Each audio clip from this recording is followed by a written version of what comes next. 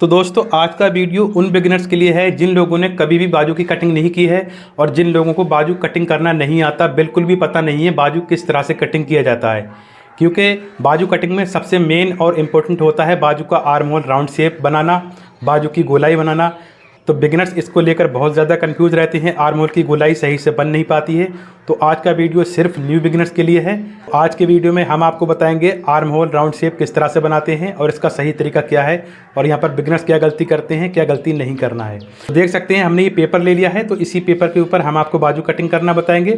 तो देख सकते हैं हमने इस तरह से पेपर को डबल फोल्ड कर लिया है, क्योंकि जब हम कपड़े पर बाजू कटिंग करते हैं ना, तो कपड़े को इसी तरह से फोल्ड करते हैं, कुछ इस तरह से। तो देखिए हमने इस तरह से मेजरिंग टेप को रखना है। तो अब आपके बाजू की लंबाई कुछ भी हो सकती है। फॉर एग्जांपल जैसे हमारे बाजू की लंबाई 14 इंच है, तो हमने यहाँ पर 14.5 इंच का निशान लगाना है। तो हम हाफ इंच इसलिए बढ़ाकर लगाते हैं क्योंकि आधा इंच यहाँ आर्म होल के पास सिलाई में चला जाता है।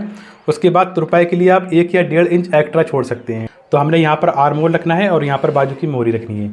तो हमने आर्म होल का राउंड शेप कितनी ऊपर ले जाकर उतारना है। तो अगर मीडियम साइज़ का सूट है तो आपने 3 इंच का निशान लगाना है यहाँ पर, कुछ इस तरह से। और जैसे कि मीडियम से कम है, जैसे किसी का चेस्ट 28 या 30 इंच है, तो आपने 2.5 इंच का निशान लगाना है। तो अभी हम इस निशान को स्ट्रेट करेंगे। अगर मीडियम से ज़्यादा है, थोड़ा हैवी साइज़ है, तो आप ये निशान 3.5 इंच का लगाएंगे। पर मीडियम सूट के लिए हम ये निशान सिर्फ 3 इंच का ही लगाते हैं। उसके बाद हमने इन निशान को स्ट्रेट कर लेना है। तो देखें हमने इस तरह से स्केल रखना है और हमने ये निशान बिल्कुल सीधा लगाना है, ये देखें।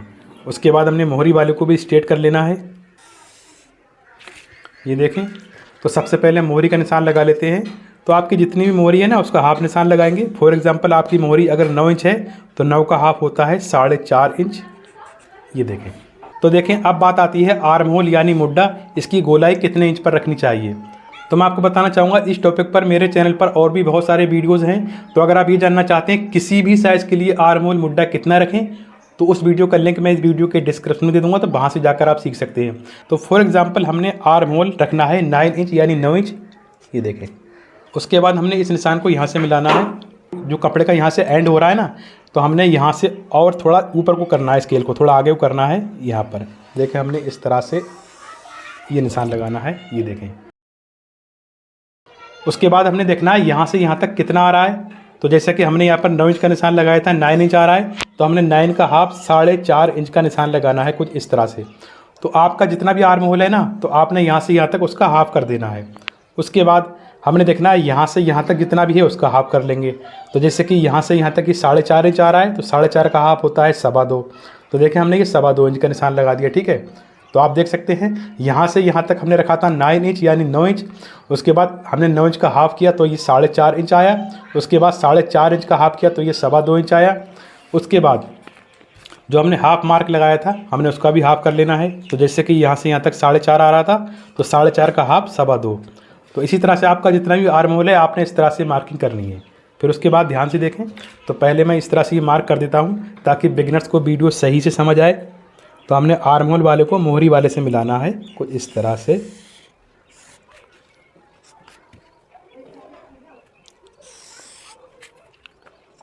तो अब आते हैं मेन पॉइंट पर, हमने गोलाई यानी राउंड शेप कैसे बनाना है। क्योंकि बिगिनर्स यहीं पर आकर उलझ जाते हैं और यहाँ पर बहुत ज़्यादा कंफ्यूज हो जाते हैं।